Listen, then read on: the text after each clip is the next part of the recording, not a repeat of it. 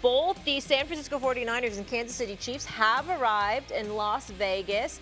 We're getting closer, folks. Let's take a look at the history here. So the Chiefs have won 5 of the last 6 meetings versus the Niners, including their win in Super Bowl 54, while nearly doubling the amount of points that San Francisco has scored in those meetings. Damien, I'll start with you. What is the biggest Super Bowl storyline for this week?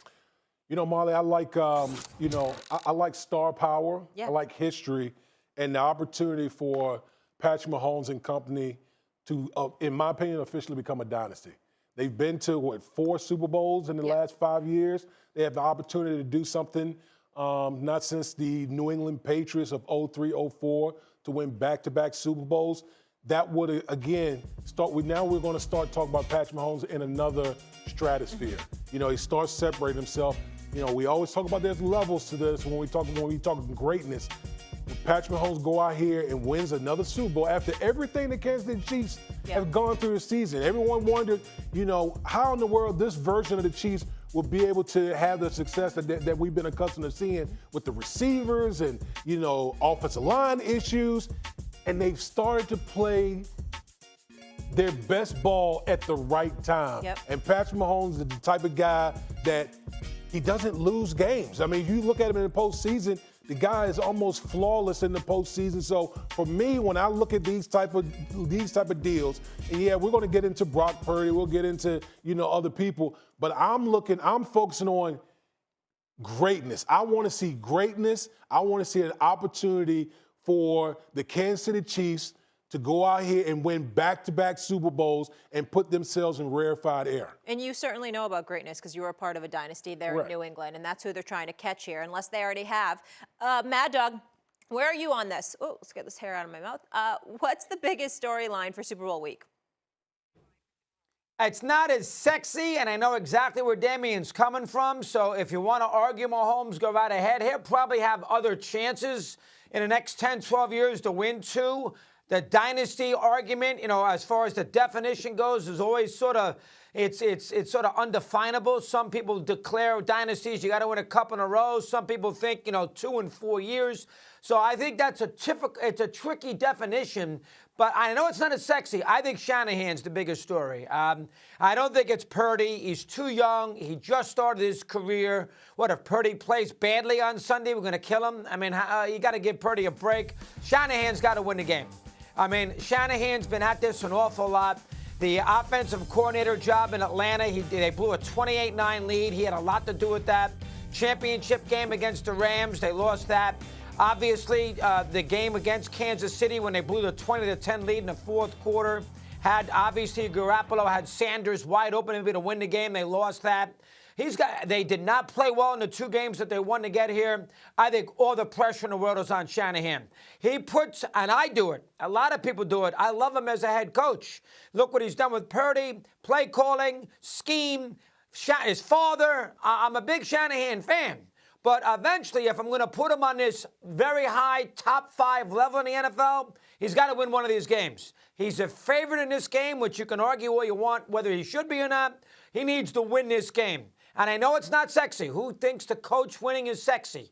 But he needs to win a Super Bowl to solidify his career and to put him on that high level. So I think the pressure's on him. Listen, I think Doggy, I think Doggy has a point here when we talk about Kyle Shanahan because, you know, what is there for you could legitimately argue that Kyle Shanahan is a glorified offensive coordinator, right? Like he's one of the best play callers that we have in the National Football League. But the difference between the Kyle Shanahan and the Andy Reid has just done it on a totally different level. They're both excellent play callers. You could make the case that both those guys are the preeminent play callers that we have in our league right now. But the difference is Andy Reid has been able to go out there and seal the deal, win the games that he's supposed to win. Whereas when we've watched Kyle Shanahan in these similar spots, he hasn't been able to seal the deal. And he's been up in some of these games that you know, these big moments. And so, Doggy, I do like. I know you say it sounds boring, but I do think that's a big deal considering when we talk about legacy. Everyone wants how they want to be remembered. Okay, we got Kyle Shanahan in another big spot in another Super Bowl. You go out here and lose this game. Well, what's the narrative of Kyle Shanahan's going to be moving forward? I think it's a big factor in the game, Damien. I really do. Listen, we all know Mahomes is playing for history. We get that. Andy Reid's a Hall of Fame coach. We get that. That dynasty argument, you can argue all you want. Mahomes trying to catch Brady at the end of the day. We understand that. It's about time for Shanahan. It's about time. You got to win this game, and let's see if he does it. Let me get in here, Mad Dog, because we know you love to bet. We know you're a big gambler. You're out there in Vegas. You're probably about to go ham this weekend. We already know it. And I reached out to our researcher, Drew, this morning, and I was like, Drew, how much is Kansas City favored by? And then he writes back, actually, Kansas City's not favored. It's the 49ers by 1.5, which I was totally surprised. Mad Dog, do you think that's what it should be? Is that accurate? 100% right, Mal. Damien, you would agree. If I was the bookmaker here, I'd make Kansas City a 3-point favorite. Here's the way I look at the game. Would you rather have Mahomes or Purdy? You'd rather have Mahomes. Would you rather have Andy Reid or Shanahan? You'd rather have Andy Reid. So they have the better coach and the better quarterback in this game. And here's another thing that I like. They beat Buffalo on the road, and they beat the Ravens in Baltimore. San Francisco beat the Packers when Love collapsed, and they beat Detroit because Dan Campbell was lost, and they won both home games. The road that Kansas City is rode to get to this point is far more impressive. Stephen A. just woke up, so he was able to make the show, and he just made. He's so mad at me right now. We know you've been sitting there the whole time when you've been up since 4:20 when we were on the call this morning. How are you this morning, Stephen A.? Well, first of all, it's a couple of things. First of all, I hope y'all had a wonderful weekend. Usually, since my cold open was interrupted because we had technical difficulties, they told Doggy about 5 minutes ago I was ready to go. Why the hell he kept talking? I'm not gonna let that slide. Speak when spoken to and discipline yourself. Somebody needs to tell Damien Woody, Big Papi, this ain't the Pro Bowl in Honolulu. I don't know what the hell you wearing this morning, but we will talk about that later. And as an aside, I'm going to go away from sports for 1 second in saying this right here to my brother Jay-Z. That was a great speech last night. You were not Kanye West snatching some trophy from Taylor Swift and making a note, you know what, of yourself. You were being honored. You showed up, and during the 3-minute speech, you pointed out that the Queen Bee is all that in a bag of chips, even though we love Taylor Swift too. Props to Jay-Z. The hell with all those haters out there. Tell them to kick rocks. Now let's start the show. I am here now. Okay, so we'll start the show. Good morning, everyone. Welcome into First Take. We had Damien Woody, Stephen A. Smith, and Christopher Mad Dog Russo live. I'm Molly Qerim, and Stephen A., I'd like to start with your biggest storyline, biggest Super Bowl storyline. It's officially Super Bowl week, and you're live from Vegas. Well, there's no question it's Kyle Shanahan. I mean, we can look at plays. We can talk about Brock Purdy. We could talk about Travis Kelce and Taylor Swift. We talk about all of this other stuff. It comes down to Kyle Shanahan. Kyle Shanahan has now taken the 49ers to 3 straight and 4 of the last 5 NFC title games.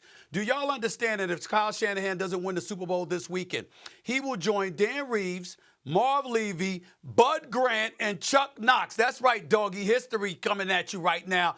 As the only head coaches to coach in 4 or more conference title games without one single playoff victory. Now, he's only 44 years of age. He's got a whole bunch of football left in front of him. Kyle Shanahan is an exceptional coach. Stephen A. Smith is not here to question the greatness of this man. He's a great offensive coordinator. He was in the past. He's been a great head coach for the San Francisco 49ers. He's accomplished a lot of things. We know he runs that organization. It's not John Lynch. John Lynch answers to him. It ain't the other way around. We know what this man brings to the table. We know he's a brilliant offensive play caller. Nobody's throwing any shade on him. But we have to talk about closing. One of my favorite movies.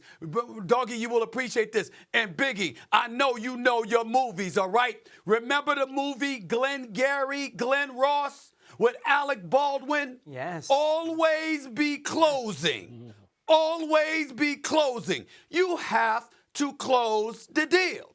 And Kyle Shanahan has yet to do that. And so when I look at him, you got CMC, Christian McCaffrey. You got Debo. He ready. You got Ayuk. Okay. You got Kittle. You got Shanahan calling the plays. You got a defense that's respectable enough. You got a Kansas City's offense that's been relatively suspect because Tyreek Hill ain't no longer there. They've never replaced him. And Rice and Valdez Scantling, that ain't replacing the cheetah, even though Travis Kelce is still there. Pacheco is still there. In the end, what it comes down to is that the Kansas City Chiefs offense looks more vulnerable than ever. So that helps the defense of the San Francisco 49ers, albeit a little bit. But really, when you look at their offense and you look at the weapons and you look at the history, you blew a 28-3 lead in the Super Bowl against Tom Brady, okay, when you were the offensive coordinator. You blew a double-digit lead in the Super Bowl a few years ago, okay, again. I'm looking at it from that standpoint against Patrick Mahomes and those boys.